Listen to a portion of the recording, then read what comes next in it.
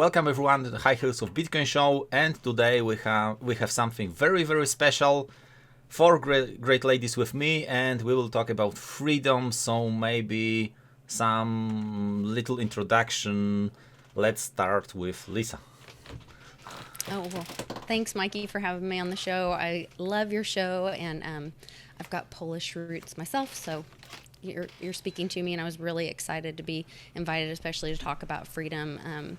Just since learning about cryptocurrency, I live in the South and the U.S., and always kind of took that for granted, I think. And then now going through what we're going through and the things that are being imposed on us, I'm really inspired to encourage people to learn about our Constitution and know your rights and educate yourself on the difference between directives and orders and actual laws. So I'm really grateful to be here, and I really love and respect these gals. So thanks for having me.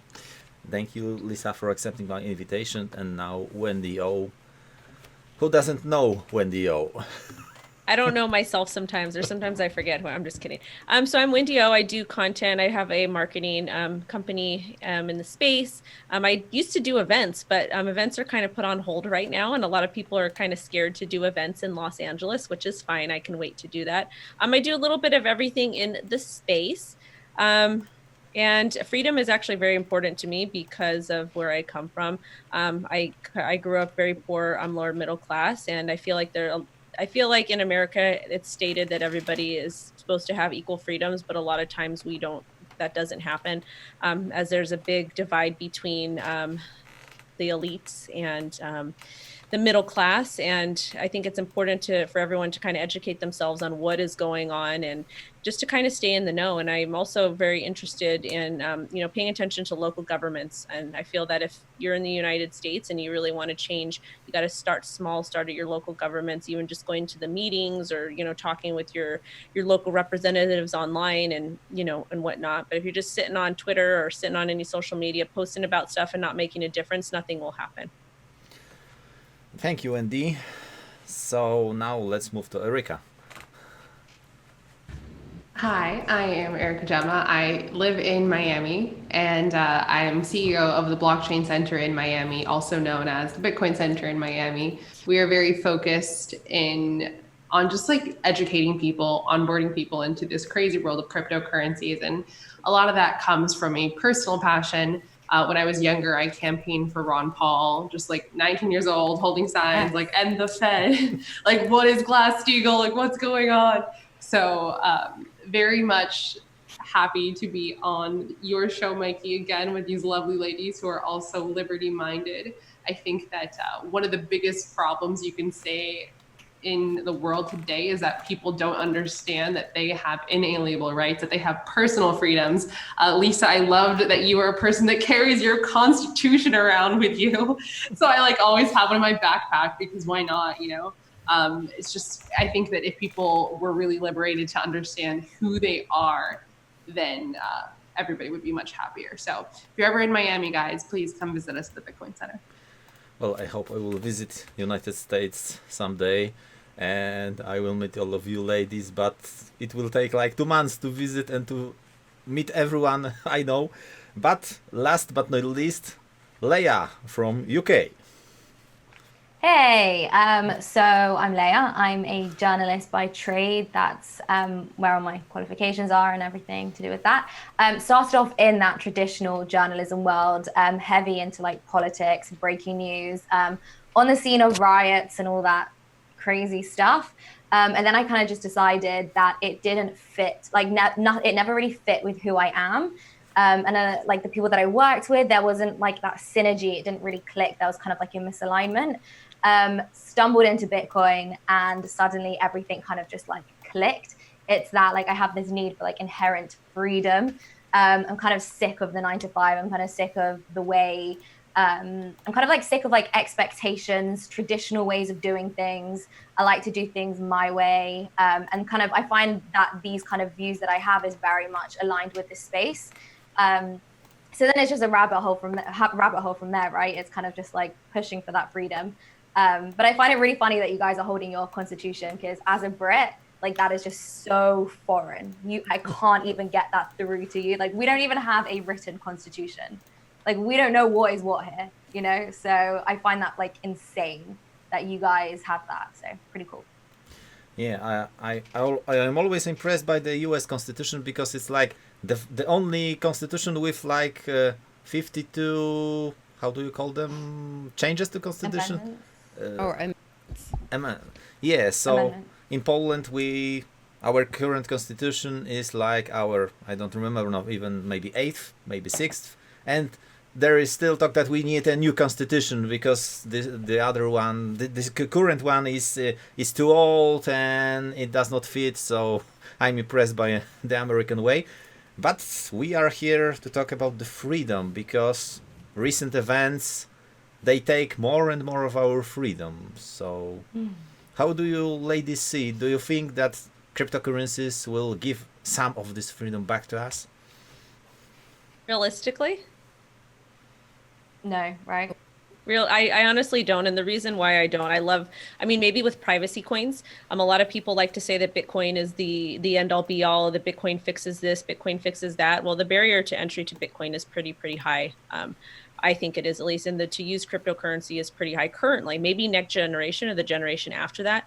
But as we've seen, the US government and a lot of other government bodies like China and Singapore and Korea, a lot of these other places, they're instituting their own digital currencies. So everybody's going to have their own US digital dollar. And right now we're in a race to see who can do so first. And then I know each country and states and, all that stuff, everybody's got their own laws and whatnot that kind of guides cryptocurrency. So at the end of the day, I feel like everything's going to kind of be merged. But I do think that Bitcoin is a great option for some people, but I don't think it's necessarily the end all be all. And I do think that there will still be a central, not necessarily a central bank, but a central fiat system that everybody does use. And I think it will be run by the elites still. Yeah, I tend to agree with you, right? I think like there's this nice idea that we're, pushing for this freedom, this new revolution. But I think what we're seeing right now is a sort of like a let's call it an arms race or whatever, like a digital arms race, a chase to basically who's going to come out on top, right? And I think we will start to see more, what do they call them, CBDCs? I think that's what we're going to end up seeing. I think especially with banks, we've seen how banks now have like the green light to hold your crypto. For me personally, like I think each to their own, right? Like if you want to give banks your crypto, cool, do it. I don't think there should be a law against it. I'm a libertarian in that sense. But what I would say is like, that is a pure example, right, of how actually just because crypto is here doesn't necessarily mean that it's going to bring more freedom for us. And I think, I don't know about you ladies, but I saw a lot of people in the space sort of celebrating this. And I think, cool, like I'm happy about it. It's fine. But I think it's just an example of how actually we are giving power back to the banks. So for me, it just totally undermined the entire system, the entire ethos of this space. So I think, I don't know, that's crypto, but not any freedom there. Yeah, I think it's a necessary evil part of the transition because just like for myself, I first found out about Litecoin because my mother gave me some, which led us to Bitcoin. And I think that there'll be an education and like you said, people will choose. You can stay in the banking system that now is digital and they're calling it crypto. But I think there's going to be an opportunity where people that do understand the value of holding your own money and having that privacy that you can have with decentralized currency in your own possession. And they're going to see, well, how come my USD dollar token, they came out with that new treasury dollar, digital dollar, and they're like, well, how come that's only has 90% buying power versus that Bitcoin stayed or went up, or that Litecoin or Digibyte or whatever. So I feel like there's going to be that it's kind of that transition, and not everyone will understand and not everyone will want. A lot of people, Jeff Berwick always says that people are willing to give up their freedom for safety, or and people will give up their privacy for ease. I'll scan and each to their own, right? Yeah, and everyone's going to make their own choices in that, but I think that is a bridge and part of the opportunity of then finding out, well, why is decentralized so much better? Why is cryptocurrency better? Why is decentralized better? And what powers that is, and then everybody makes their own decisions from there. I agree. So I guess my opinion, to contrast and also in line with what everyone's thinking, if the question is, does Bitcoin allow for new levels of freedom? I do have to say yes, in general, because in reality, if Bitcoin works, if it doesn't work, really it's still experimental. We're raising collective consciousness. We are raising the idea that young people need to ask, like, what is the Federal Reserve? What is fractional reserve lending? What's going on behind the scenes? And people are now asking, what is money? Why are we not backed by gold anymore? And Bitcoin does that to people. I feel like all of my life, since I was a teenager, I've always tried to kind of wake people up to the fallacies of the banking system, tell them the government is corrupt and that, we shouldn't trust them. And a lot of times I was just shunned. But now, because of Bitcoin, you have this, oh, I can make money with it. And then, you shove people down the rabbit hole, but you give them like some treats. So that way they come down the rabbit hole really nicely. So just in terms of raising collective consciousness, I do think that Bitcoin does that. And that's kind of what I'm after more than anything. It also does give me hope, right? It's like, hey, I just sent somebody some money via the fiat payment trails and I was only allowed to send him a certain amount and this is my money. Like, that doesn't happen with Bitcoin. And that's just a wonderful innovation in itself. And then just back to like the whole CBDC thing. It's so funny because our currency is already digital, right? If it's like 8% of the world's currency is in physical cash, our money is already digital.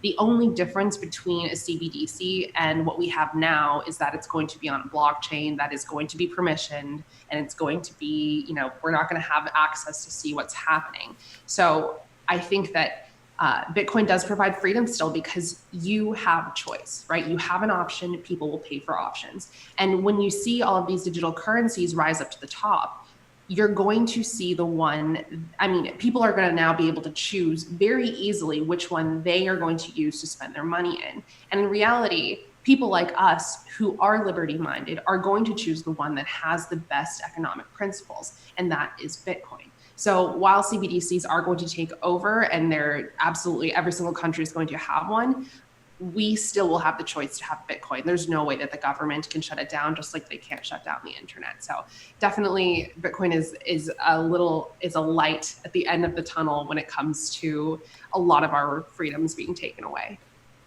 Yeah, I completely agree. You've mentioned that US banks can now run custody services. I don't remember the name of this agency, but when I first heard about it, I was like, over my dead body. I will never. That's what I'm saying. Yeah. They want a piece of the pie, though. That's the thing, is everybody. There was a lot, because I've done some work for OTC desks in the past, and when you hang around specific people, things get said, and a lot of their customers were banks. There were small banks in Europe. There were small banks in the United States that were buying cryptocurrencies and buying Bitcoin. It just, they run it under different. They don't necessarily run it under their name and whatnot. So they've been aware to it. They've been hip to the game, but it just hasn't, they have to be very careful what they do with regulations, because the way regulations are, we're still in a really big gray area, even though we are making progress with, banks holding custody and with a possible PayPal partnership and possible Visa and MasterCard partnership. There's still a huge, huge gray area. So there's a lot of work that still does need to be done. Yeah, I think it was today. I read an article about that some congressman from U.S. Congress asked or told IRS to change their proof of stake regulations. How does it look in U.S.? Do you have to pay the taxes from your proof of stake gains even if you don't sell them? I'm not 100% sure on that, but because what I do, I got a tax software. I use Zenledger, and I literally plug all my stuff in, like for my crypto business, for my trading, and just for my spending, all that stuff. And I let Zenledger just deal with everything for me, so I don't have to. And then one thing I do is I do try to cash out the least amount of crypto possible for tax purposes. So that's just what my tax person has advised me to do. But I wouldn't feel comfortable saying yes or no, because I don't know 100% for sure. And I honestly feel like they change everything in the United States so fast, because I cover news every day. I cover the 3 top news stories on my channel, and literally it's like something new every day, especially with the SEC. So it's like, it's a pretty big gray area. But isn't it significant that in the fact that they're saying banks can hold custody of your coins, I think it was from that action that it actually validated cryptocurrency as currency. Not they've been taxing us as capital gains or investments, and so by that action it changes the whole game. So I don't even know what they're going to do next year. They're, like Wendy said, they change the rule every time you turn around. So yeah, it's very true. Who knows? And in the name of liberty, there are definitely companies that will help you when it comes to paying your taxes properly. Yeah, absolutely. I mean, right now in the UK, it's such a gray area. Nobody knows what they should and shouldn't be doing. Personally, I need to look into that. It's also very difficult because you need to like find somebody who's like savvy with savvy as an accountant, but also savvy as knows all about crypto, knows all about the laws, and so on and so on. Like right now, it's a huge gray area for us. So I have who's a CPA, and she's run several different companies or helped with several different companies. She's also, I don't know, got some other degrees or whatever, but I got her into, I think Philadelphia was her first trip, and so took her right down the rabbit hole in about one weekend at a Coinvention, and now she's actually transitioning. She's been running a big oil company and doing all their work, and so now she's actually working with CoinFlip ATMs, and she's also doing accounting work for people with cryptos. And since she's so heavily involved in it herself now, she's become really knowledgeable. So that's been a great place for me to go for more information as well. Good for her. Yeah, I've been thinking, shouldn't taxes be plain and simple? Don't you ladies think that okay, we can agree that taxation... Can I just say something really fast, Mikey? Okay. In the United States, the same year that the income tax was created was the same year that the Federal Reserve was created. And that is not a coincidence. There you go. Yeah. So for me, it should be some form of income tax. You earn something, you pay 1% or 0.5% or something like that, and that's all. And are we gonna like ask about tax first though? Like, is tax theft, or are we just gonna like go straight in? Or well, that's actually a good question. It's a good thing to talk about, and it's something that I do struggle with personally, because there are social programs, there are roads to be built, there are things that do need to be built for communities, especially very poor communities. That's where I come from, and without some type of government assistance, and I'm not saying the government is perfect, I'm just kind of playing devil's advocate here. If we don't pay taxes, who looks out for these, who deals with CPS, who deals with the police department, who deals with EMTs, who deals with the fire department, who makes house calls when somebody is mentally ill, like that type of stuff. Like if you're dealing with healthcare, as I worked in healthcare, and you have clients that are very sick that can't afford their HIV medication, the government steps in and pays for that stuff. So if we abolish tax, and I'm not saying I'm for taxes, I'm just playing devil's advocate here. If we abolish taxes, who helps the underdogs? Who helps the people from general population that can't get it together, or that are struggling? I mean, personally, I'm very much for low tax. I mean, I've spoken to hardcore libertarians about this exact topic, and they would say to me, privatize everything, right? So when you talk about the police, it would mean everybody would have their own, their own CCTV, their own police, their own kind of personal protection, right? As if you're like a celebrity or whatever, sort of like that. We would build our own roads, and then people would pay tolls to use the road, right? So this is like the idea. I don't necessarily agree with it. I do think, just because of the kind of person that I am, I do think, a very, very low tax threshold for those sorts of things, right? For the kinds of people who literally cannot afford anything. But then at the same time, you can't really trust humans to be charitable, can you? But I would like to imagine that if we did have something whereby, we went fully, everything was privatized, including health, including police, including security, roads, and so on, perhaps charities would emerge that would therefore cover those sorts of things. I don't know, but I would definitely, because of that, be in favor of very, very low taxes. And I think also one of the biggest issues, I don't really know what it's like in the States, but I know it's like in the UK, we give out benefits too hard. So it's very, very easy to sort of get around the system, particularly with people that are foreign and they come to the UK. We have a huge issue. I remember seeing this on the news. No, sorry, let me continue with that. No, continue. Yeah, no. So the issue is they will come and apply to be part of a university. So they are technically studying here. But then they leave and they only can, if they attend like X amount of lectures per semester, then they get all like the benefits that come from the system. They get all like the loans and everything for the British taxpayers' money. So it's just, I think that needs to be tightened up a lot. And I think, our taxes are just spent terribly. They could be put to better use if we lowered them anyway. Come to America. I know that UK has so many issues right now. Come here. Are you joking? Are you joking? Like, you guys are the ones that have just been burning down your own businesses. So you got more issues. That's true. You know, and you can't always believe what the media is showing you. They show a lot of just absolute ridiculousness that's going on. But go ahead. Yeah, I mean, really, I feel like the safest place to be, honestly, if I was to flee, would probably be some indigenous place in Latin America right now that is already self-sufficient and doesn't depend on the supply chain system in order to run. But definitely, I think that the developed nations who have a lot of benefits and they live a very comfortable life right now, they're the biggest complainers. So we got to figure something out. Well, back to the tax issue. So I believe that we shouldn't have any income tax. That's ridiculous. Exactly. To be successful. It's unconstitutional. There's so many just for that. Yeah. We got sales tax and that works just as fine. It's like 10% in California. Of sales tax, and it should be local, like Wendy was saying. Like, we need to actually, in the Constitution is to protect us from big government. It's not to give people rules to follow for big government to lord over us. And so taxes need to be what the people decide in their community at a small level, to come together and build their roads, to take care of people that are sick in their community. And yes, charities are great. I have a long history with nonprofit work. But traditionally, the church did a lot of that. The community did a lot of that. And so I think that's where we've just gotten everything turned around. That we call people that we elect to serve us, we call them our leaders. They're not our leaders. They're public servants. And they are supposed to be serving the people and our voices.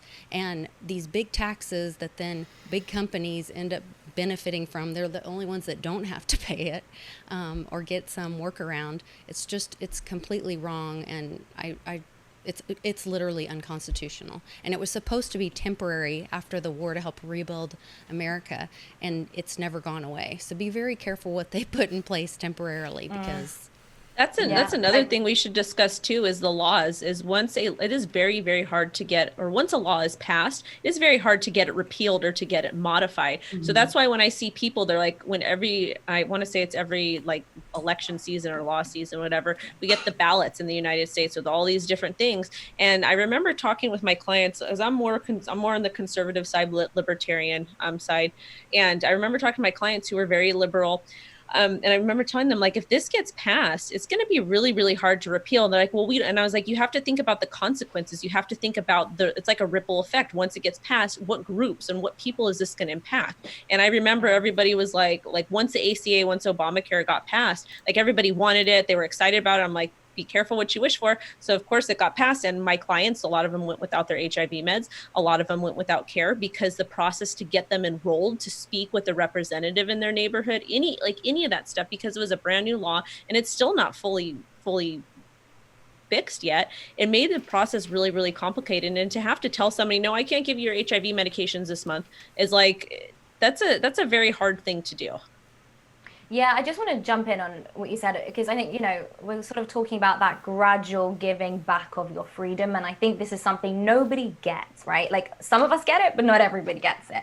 And it really bugs me, because I think, once you give a little, then you give a little bit more, and you give a little bit more, and gradually you give it all back. And that is why I am huge on freedom of speech, no matter if it offends me at my absolute core.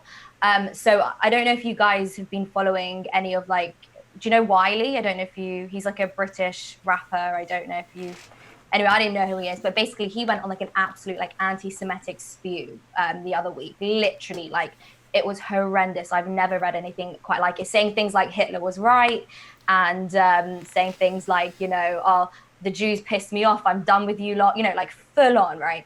and Twitter have completely deplatformed him. And I'm kind of like in two minds about it. It doesn't really matter, but like the fact that I'm in two minds about it is because no matter how much it offends me at my core, I really believe in freedom of speech, for many reasons. And I just think slowly, like we are giving it back. And I think, you know, it's I don't want to get, I could get political, but I don't know whether we're going to do this, but you know, especially when we talk about like policing people's speech, policing what people can and can't say, policing, you know, people get kicked off Twitter for sort of misgendering somebody and all sorts of things. So, you know, like, yeah, it's horrendous. And I think, you know, slowly, once you police speech, right, you then start to force speech, and then you force thought, and so on and so on and so on. And it just becomes more and more dangerous. And I'm huge on just being very, very careful about what we give back. And I think also, let's talk a little bit about like the lockdown that we've had.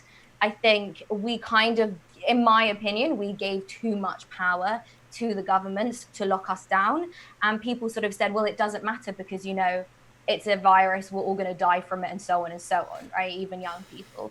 But just, it's too much control. And like we said, you know, when can we start to do things like normal again? When can we, it just sort of creates a new uncomfortable normal, which I don't mean by, oh, now we all wear masks. I mean, now the government can actually tell us how close we can be to somebody, or they can tell us whether we can or can't do something. It's just too much power to one central entity.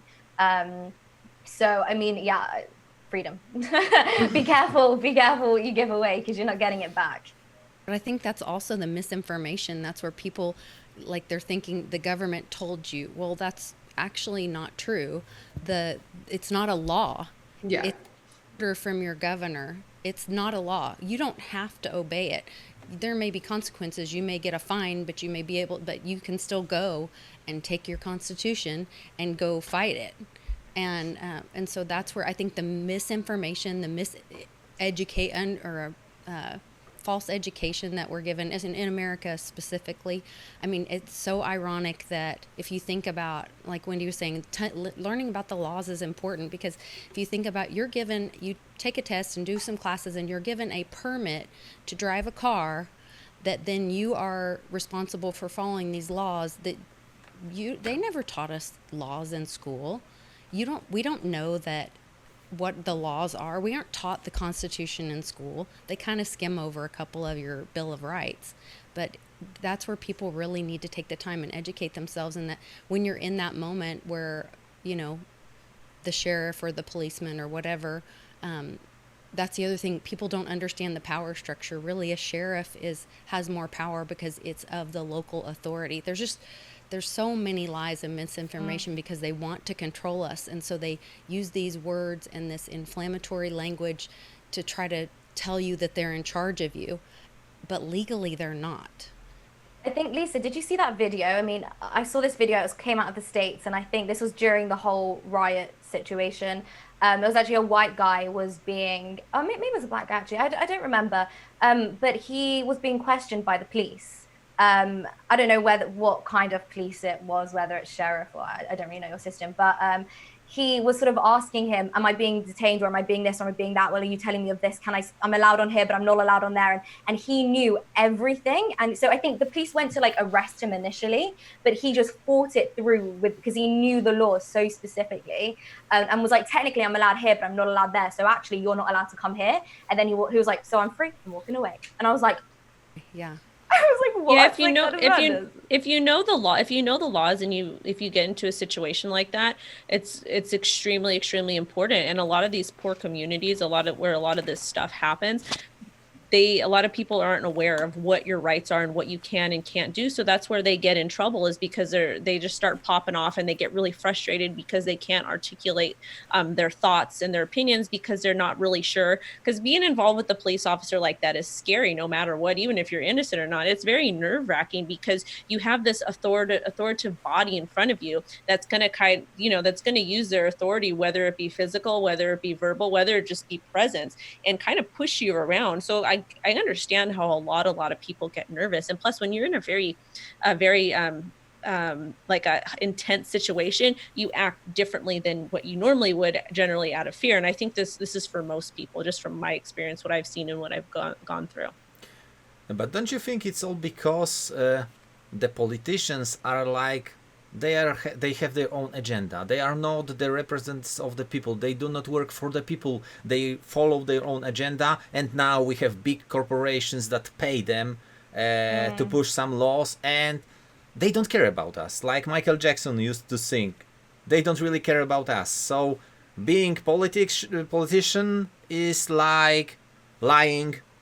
And for me, what shocks me is when some politicians promises something, and then he acts on that promises, he follows his promises, and then people are shocked.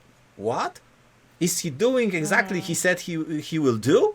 How is it possible? All politicians lie. So I think. I mean, yeah. Sorry, go on. No. No, I mean, I was just going to say, I think people are people, right? And I inherently don't really trust people. I mean, I trust people that I know sincerely and dearly, and, I've been able to understand and meet, but I don't trust politicians whatsoever. I mean, if you think about it, to get to where they are, they have to be paid, right? They have to be in somebody's pocket.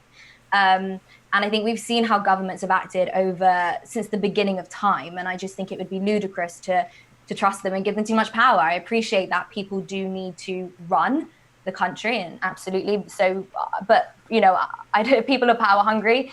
That is what they do. And so, no, I don't trust them. And I think just going back to what Lisa said earlier about, keeping things on a local level, I think that is so important. I mean, America is like a perfect example of that, right? You can't have one rule for every single state. It's unbelievable. Your states are like different countries in and of themselves. And similar, like in the UK, they wanted to create, in Europe, they wanted to create the United States of Europe, which is why I personally voted to leave the EU, because I do not believe that the motives of those in charge of the EU were pure whatsoever, because they absolutely weren't. And so keeping it on a small level, but that's the same as taxes, isn't it? Right? Because that's one of the biggest problems, because at the end of the day, on a huge scale, we don't all have the same goals.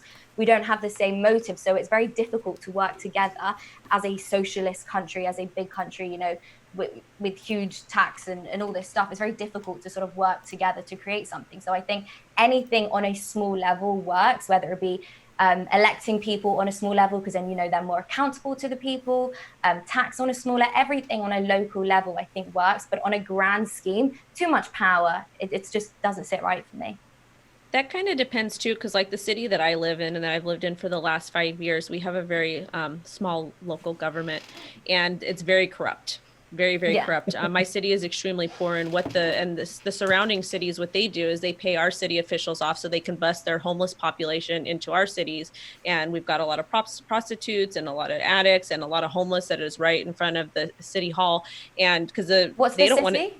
I would rather not say. Oh, you don't want to say? Okay, sorry. Yeah. Sorry, I'm just really interested. Where is this? You're in LA, you said. It's in Los Angeles County, and it's actually it's a very common practice. It happens in a lot of the cities. So there's a lot of poverty in Los Angeles. So all the poorest cities, what they do, the surrounding cities that have more money, is they will pay to have their homeless people go and get dropped off over there, because they don't want to deal with it, because it impacts their property level or their property values and all types of stuff. So it really depends. I feel like there needs to be set term limits for these people. I feel like there needs to be more checks and balances in place with small local governments, because I don't feel like there's enough. Because what happens is a lot of these people get voted into office because they represent the culture or the race of that particular community, and they just get this full head. When like you said, when people get too much power, they just start acting, they start popping off, they start acting out of, well, it probably is their character, but there has to be a different way to go ahead and go about it. Because like my city is amazing, and it has so much potential, but it's the most affordable place to live in Los Angeles County,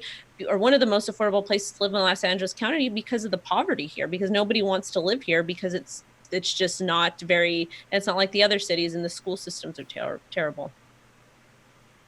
Definitely limited government is where it's at. I technically identify as a minarchist/anarchist, because when you cannot trust corrupt people to rule over corrupt people, and just because these people have power, all of a sudden they're not corrupt, it doesn't make any sense.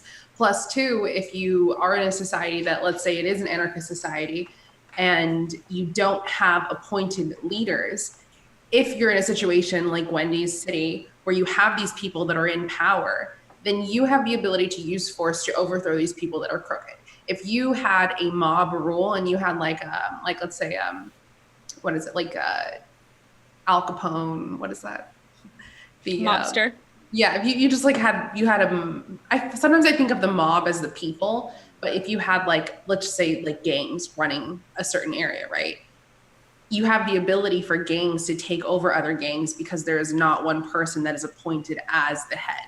With government, it's different because when somebody is appointed as the head, then we all have to fall into line.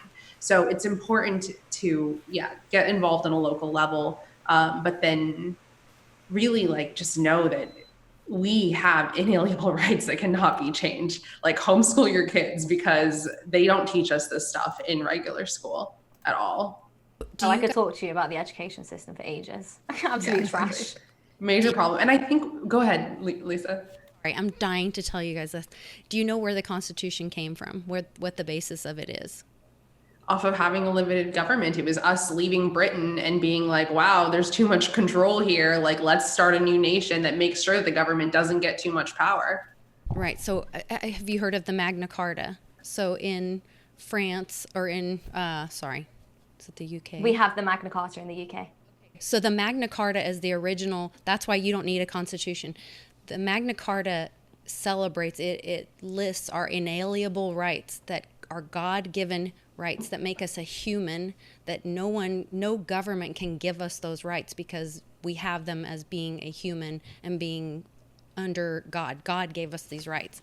And that's what the Constitution was based on, is the Magna Carta. And then as we put these amendments, like Mikey said, the 52, and add all these laws, like Wendy said, that we don't need, that actually just stifle us even more, that's where it gets twisted and broken. So it's not about writing a new constitution. It's about going back to the Magna Carta, going back to our inalienable rights, get rid of all these laws that don't apply to us, go back to our inalienable rights, and go back to the Magna Carta and be a constitutional republic again, which is what I think Trump is doing.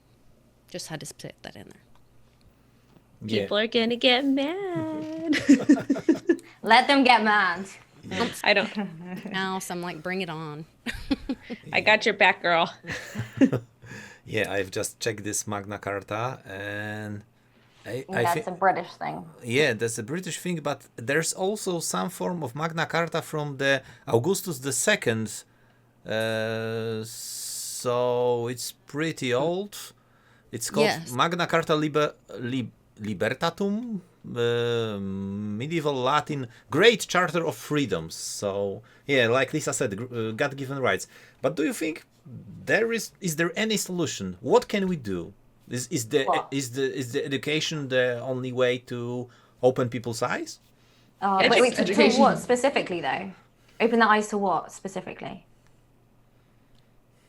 I would say like maybe, I mean, I don't know, correct me if I'm wrong, Mikey, but to ending this way of thinking that is allowing us to go down this path, right? And really it's only education. It's only raising collective consciousness. Everything in the world is always an information war. What information are you hearing? Because if you hear the wrong information, then you are going to believe that. And it doesn't necessarily mean that you're wrong. It just means that you're hearing the wrong information.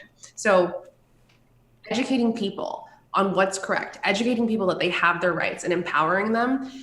And that's why I love Bitcoin, is because it just allows a really easy avenue for you to do that, especially for young people. I'm not really in this to convince like boomers and older people. It's like younger people, my future kids, my future family, like how are we going to get out of this system that really, you know, the founding fathers did not create what we have now. We are not in a capitalist nation. This is crony capitalism. It's not, I mean, it really frustrates me that people attack capitalism because there is no perfect economic system to run a country, but capitalism gets pretty close. But what's happening now is absolutely not capitalism. There's too much government oversight. So yes, I do think that the only way that we can fix things is through education. Although like I'm very happy with things that are happening right now in the government, I also don't want to point to a single individual and say, hey, you one individual, change it all. We're like putting this all on your shoulders. It really comes to every single person taking personal accountability for themselves and realizing that, hey, if I have this knowledge, it is almost my duty to have to share it with other people, which is also why I love all the ladies and you, Mikey, on this chat, because all of us are doing that in our own ways. So it's really great. Keep going. I want to just jump. Yeah. Oh, do you want to go for it, Wendy? Go on. Sorry, I have to hop off here because I've got an appointment. But before I go, I want to say thank you, Mikey, so much for having me on the show. It was a pleasure speaking and hanging out with you ladies. I wish I would have booked more time for this because I'm having a really awesome conversation. Even though we're not, even though we do have different ideas of freedom and government and laws and stuff and what Bitcoin can do. It's just, I really love hearing other people's perspectives. But before I do get going, I do want to say that I agree with Eryka about education. Education is key. But at the end of the day, that stuff really does start from home. So I feel like we do need to figure out a way to get parents or to get people that are caring for kids or to get this type of spiritual awakening or free thinking, whatever it is, get it into the homes, because life becomes so busy to where we forget and we just kind of set everything on autopilot and we just go and we kind of forget to talk to our kids about stuff or talk to our partners, talk to our family members about this stuff. So there has to be some sort of way to where we can, start this conversation at home to make a difference. Homeschooling. I'm so glad they shut down government schools for a while. I've got like some crazy business ideas running in my head right now, Wendy. I'll have to come back and debate you on that because I've got a couple things that I want to say about schools opening. I did both homeschooling and did traditional school, so I understand the need for it. But me right now, I do feel that schools need to be open, at least for the younger kids, like maybe up until like 5th grade, just so they can kind of get some sort of social skills, unless there's a program that the parents can take them to after to where they can get to talk with other kids. That's just me though, but I don't know. Yeah. I'm gonna go. Thank you guys again for having me. Love you all. Mad respect to y'all. Bless up. Thank you, Wendy, for being here. That's another thing that I learned the other day. I was really not excited about because it was a terrible thing that I learned, but they actually, back in like around the same time the central banks were set up, they took this woman around in all 50 states, and she was like the perfect little school teacher, whatever, and they were going to make her the head of education for the United States.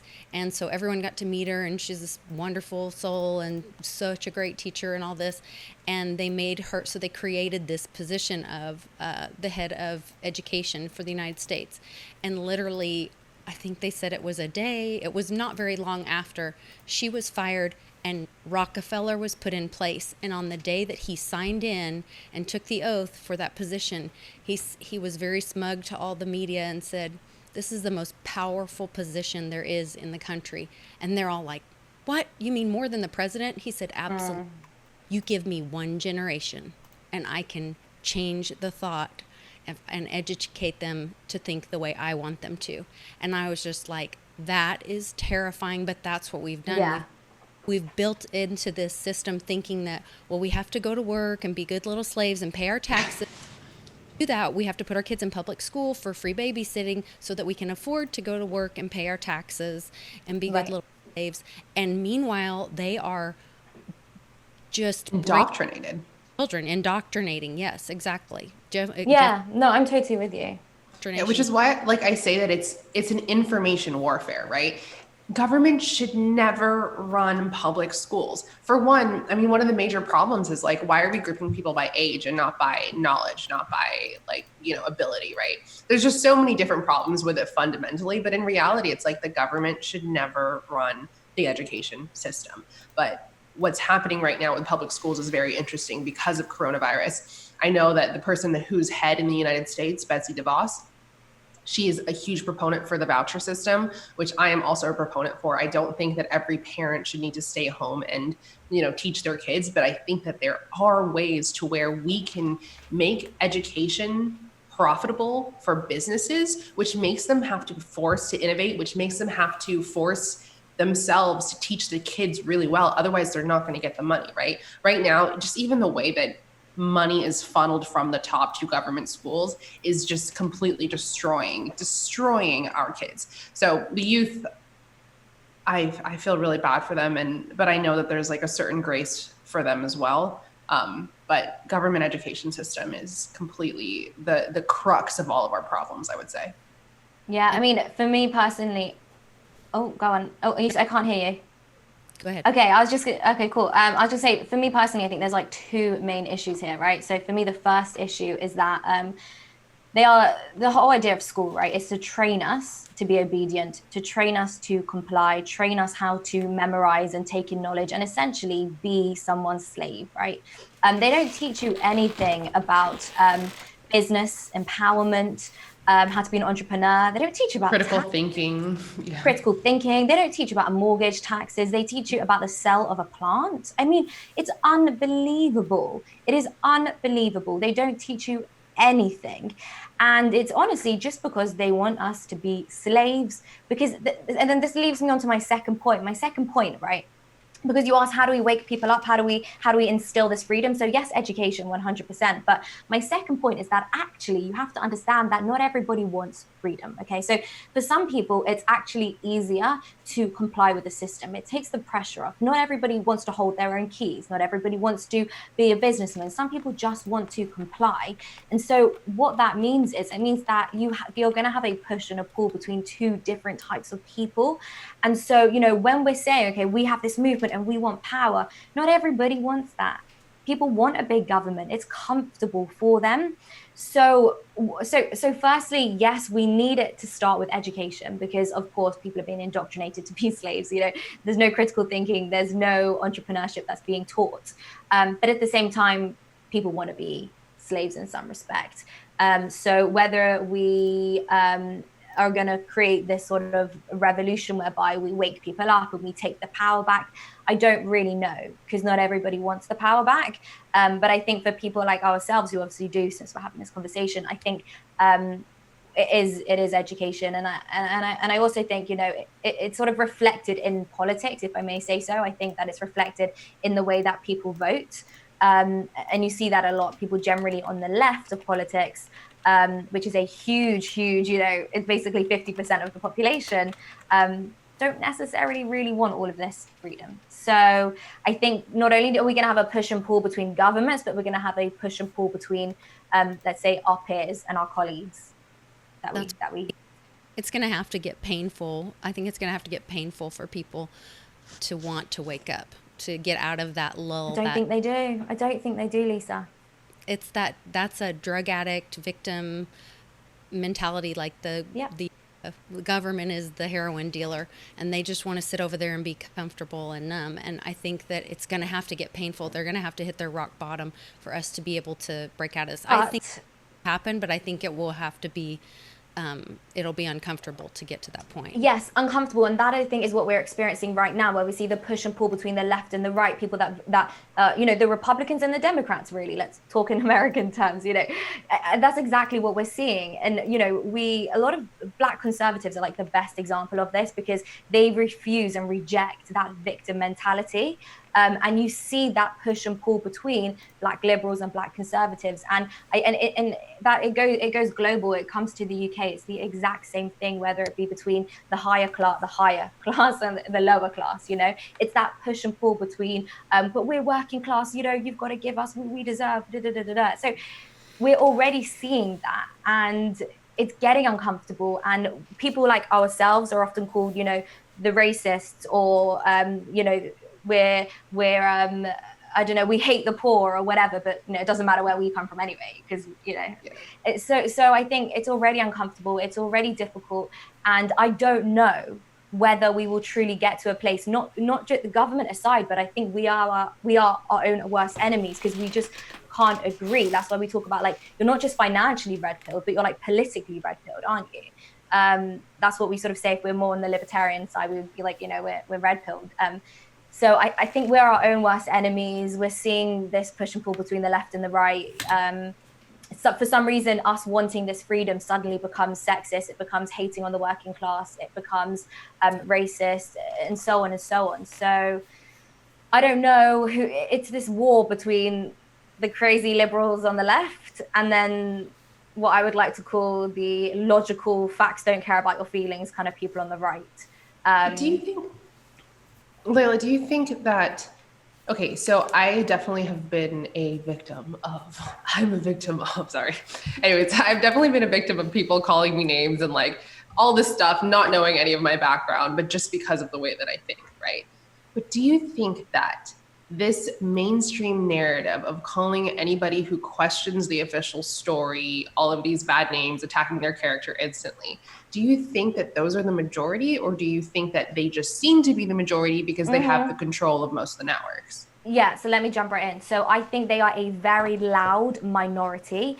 And just because they are a minority doesn't mean we need to not care, because they are incredibly loud, right? So let's take, and I'm going to get destroyed for this because of fuck. So let's take the transgender community, for example, right? They have now gotten to a point where saying something, I think there was a feminist that was absolutely once and for all deplatformed from Twitter because she said men can't be women.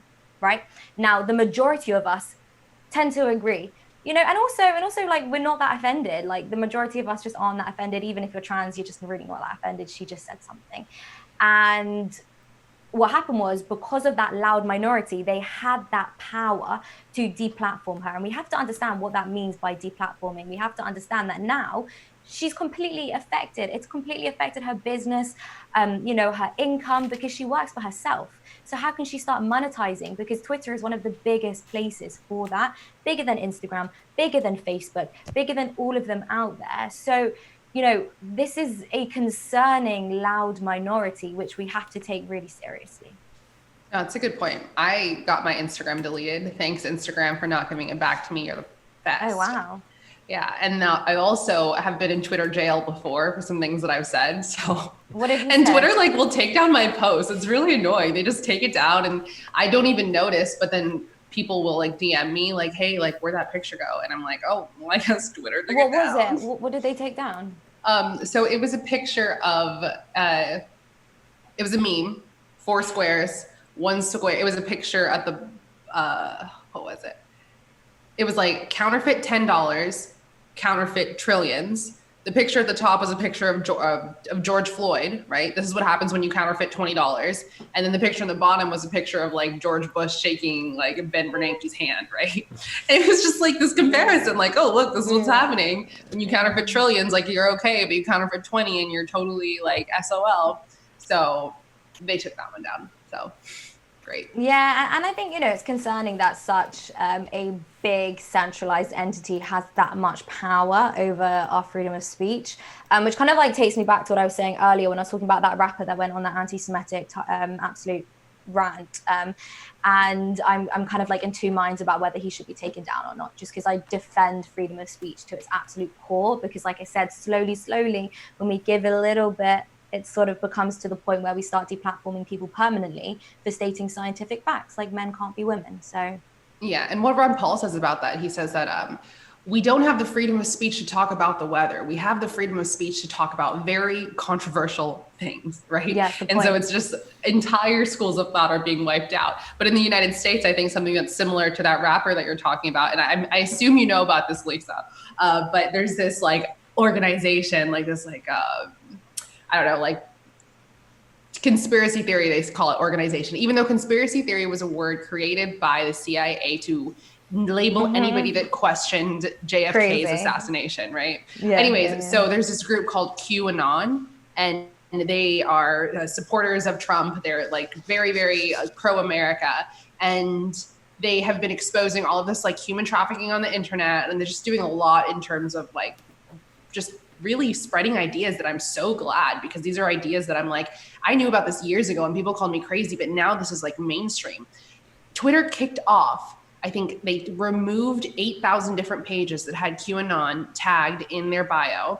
And then they silenced or did something to 300,000 other pages. And it's okay, thank you for confirming that these people are actually telling the truth. Right? Yeah. Because beforehand, absolutely. I was I'm not really sure if they're true or not. I hope it is, because this was really great, and I hope this stuff is actually happening. But the fact that Twitter kicked them off, I was okay, you just confirmed that what these people were telling me was correct. And you know that on Twitter you have hardcore porn, right? Like, have you didn't know, or you knew? Like, there's hardcore porn on there. Like, for some reason, I don't know why. I remember like, a year or so ago, I woke up, opened my phone, went on Twitter. I don't know who I follow that liked it or whatever, somebody I follow, and there was absolute hard porn just like there on Twitter. Pedophiles are allowed on Twitter. Terrorist groups are allowed on Twitter. You've got like a Hamas terrorist group. If you think Antifa are a terrorist group, they're on Twitter. BLM that are inciting hate and violence, they're on Twitter. So, you know, the double standard is just unbelievable.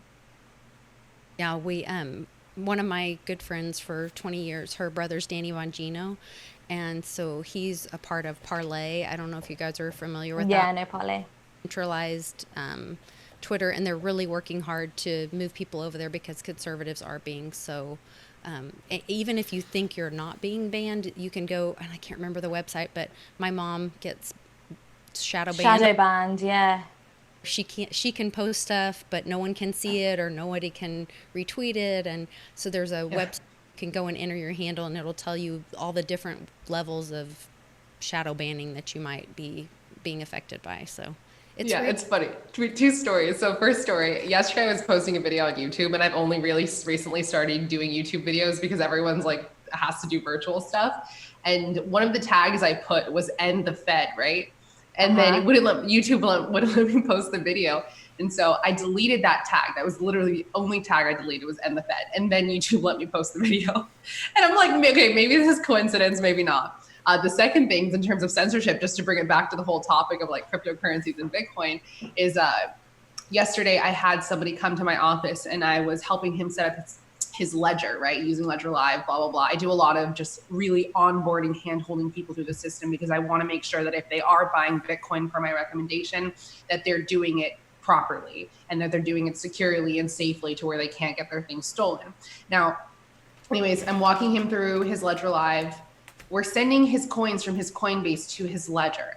And Coinbase decides, we send like $10 test send, and goes through. I try to send the rest of his money. He had a couple $1,000s in there. Try to send the rest of his money. Coinbase says, oh, this is not a correct address. I'm like, what are you talking about? I just used it. So we put a lesser amount in, put the address in, try to send it again. Coinbase says, sends him an email, for your safety, we're going to hold your coins for the next 3 days. That's terrible. Exactly. This is his money, you know? Not your keys, not your coins, eh? Exactly. And so, I mean, that's what he's trying to do, is make it so he has his keys. But Coinbase is like, okay, well, for security purposes, for the next 3 days, we're not going to give you your coins. Which to me is like, first of all, why'd you lie and say that wasn't a correct address? Because it was. And then second of all, you probably don't have the coins that you say that you have. Otherwise, you would give them to him. Right? The mindset of most people is like, oh, I'll just buy it on Coinbase and hold it. And Coinbase knows that. And so, yeah, take your keys, your coins off the exchange. Absolutely. Yeah. To sum it up, not your keys, not your crypto. And I think we all agree that education is the key. Yeah? We have to educate, and you have to run, ladies. I think 3 hours would not be enough to talk about. Never. No. Though. For sure. So. Thanks so much, Mike. Mwah. Thank you so much for being here. Nice to meet you, ladies. Yes. Oh, nice to meet you guys too. This is fun. Definitely got to do this again.